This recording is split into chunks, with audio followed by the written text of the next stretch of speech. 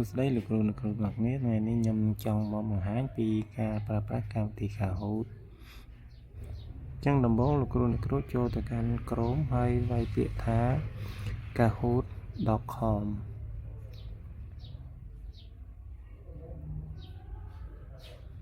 បន្ទាប់មកវានឹងបង្ហាញផ្ទាំងបែបនេះអញ្ចឹងវាមានពាក្យថា Kahoot Plus Kahoot 1 និង Kahoot 360នឹងតែកម្មវិធីនេះគឺតម្រូវឲ្យយើងប្រើប្រាស់ដោយបង់ប្រាក់ក្នុងការអញ្ចឹងលោកគ្រូក៏លេខមកខាងស្ដាំមកឃើញពាក្យថា login ដែលពាក្យហ្នឹងគឺសម្រាប់យើងមាន account Kahoot រួចជាស្រេចតែឥឡូវខ្ញុំចង់ឲ្យលោកគ្រូប្រើប្រាស់ទៅលើពាក្យថា start for free អញ្ចឹងលោកគ្រូគ្រាន់តែคลิกលើនឹងមក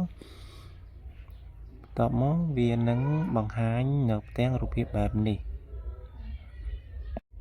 អញ្ចឹងលោកគ្រូគ្រាន់តែคลิกទៅលើពាក្យថា teacher បន្ទាប់មកយកពាក្យថា school អញ្ចឹងវានឹងបង្ហាញផ្ទាំងបែបនេះដែលតម្រូវឲ្យយើងនឹង login ជាមួយនឹង Google account របស់យើង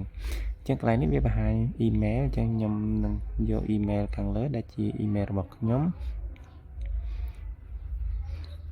តបមកខ្ញុំคลิกលើ Google ពាក្យថា Google ម្ដងទៀត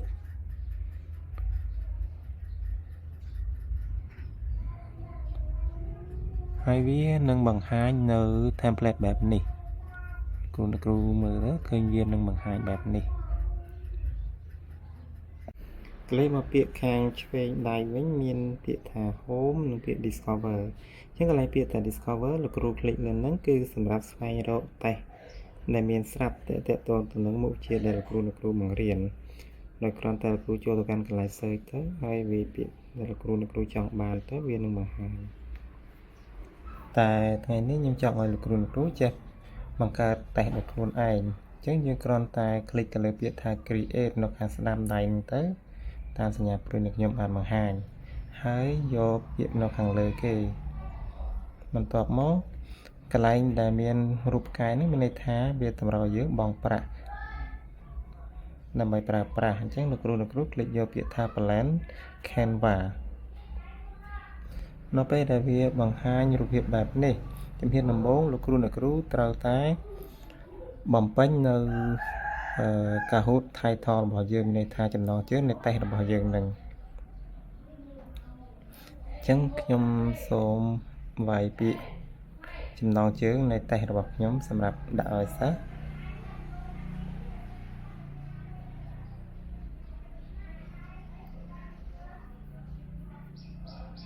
បាទហើយកន្លែងនេះគឺលោកគ្រូអាចសរសេររៀបរាប់ពីអ្វីដែលតកតងតេស្តរបស់លោកគ្រូនឹងតែបើលោកគ្រូមិនចង់ធ្វើគ្រូអត់សរសេរក៏បានដែរបន្ទាប់ពីសរសេរចំណងជើងហើយលោកគ្រូចូលទៅខាងផ្នែកខាងស្ដាំដៃហើយរៀបចំនៅ setting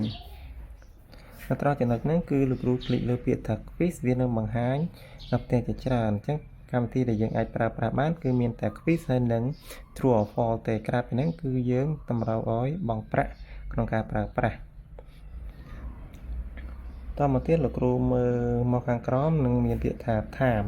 កន្លែង time នេះមានជម្រើសជាច្រើនឲ្យលោកគ្រូជ្រើសរើសក្នុងការកំណត់ពេលវេលាសម្រាប់សិស្សឆ្លើយហើយនឹងតកតងនឹងការកំណត់បន្ទុកទៅដល់ប្រភេទសំណួររបស់គ្រូហ្នឹងនិងខាងក្រោមទៀតគឺតកតងនឹងការកំណត់ប្រភេទចម្លើយដែលវាមាន2ជម្រើសដោយសារតែយើងប្រើកម្មវិធី free ចឹងយើងយកពាក្យថា single answer បន្ទាប់ពីកំណត់រួចអស់ហើយលោកគ្រូអាចសរសេរសំណួរផលលោកគ្រូនឹងឧទាហរណ៍ខ្ញុំសរសេរចឹងទី1ខ្ញុំសរសេរ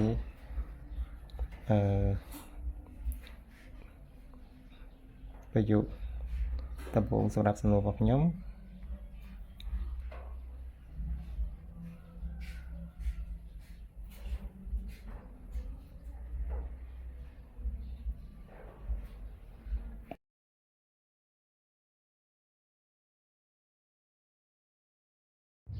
ចឹងប្រយោគរបស់ខ្ញុំនឹងសរសេរថា je français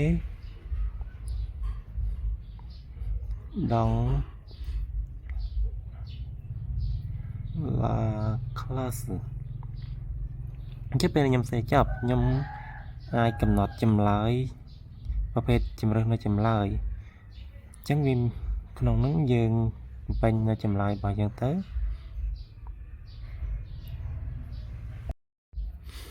จังนับเป็นได้ลูกครูบานตาเซในจำเลยกรบบนจันลองนังหายเอาให้ลูกครูรู้ตรึทิศนำไปกำหนดท้าขนมจำนองบุญเปียในลูกครูบานด่านังเมียนเปียมุ้ยได้ตรำตรึ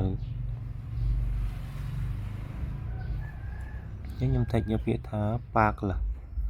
ในจีจำเริญจำเลยตรำตรึตามทิศยำสมุทรหอในสนุติปีจังลูกครูคลิกเลยเปียท้าเอ็ดต่อมายำโยเปียท้าทรูมอฟอลนำไปเจียวตีหอบางให้ดอนลูกครูจังกระไรนี้คือวิเมียนปีโดยขณีจังยำใบประเภทสำนุปย้อมนูเรกัดลาเตเวจังกระไรนึงยังเตากำหนดโดยขณีตามวยหน้าเจียจำลายตรำเตาวิเมียนทรูหนึ่งปอจังยำโยเปียท้าปอเลยซาเวียเจียประโยชน์ได้ตรำนั่นมันตรำเตาจังมาลูกครูเมียนสำนุท้าลูกครูใจเปียแอดเตอตอบรถมอลูกครูใจเปียท้าเซลล์จังเถิงจังเวียนนึงมาหายแต่งแบบนี้จังวิเมียนเปียท้าเดโมได้มาหายอย่างมือปีกาเลยยังประตอมาทิศโยเปียท้าฮอสไลจังครูคลิกเลยนึงเตอเวียนนึงบังหายเนื้อแต่งแบบนี้จังยังสำนวนบอยเยอะคือการบ่มใบเกี่ยซับกรอมตีมวยจังลูกครูจะเปลี่ยนแต่สตาร์ทมั้งนี่คือเชียโค้ดสำหรับอ้อยสักเลงจังเกมโค้ดนั่นคืออ้อยสักโยตูสับมั้งมาไปโจ้หรือก็อาจสแกนจาก QR ก็บานได้จังสักอาจโจ้ใช้ในสำนวนหรือก็เฟิร์แตกพอลูกครูบานนับในการกรอมนี้คือเชียจำนวนจังเราเป็นเดสสแกนโจมว่ายืนอาจเคยตามีประมาณนี้ได้บานโจเลือดชายสำนวนหนึ่งโจเลงการบังคับบอกยังบานมันจับสมเอาคนลูกครูในครูในบ้านตุสนา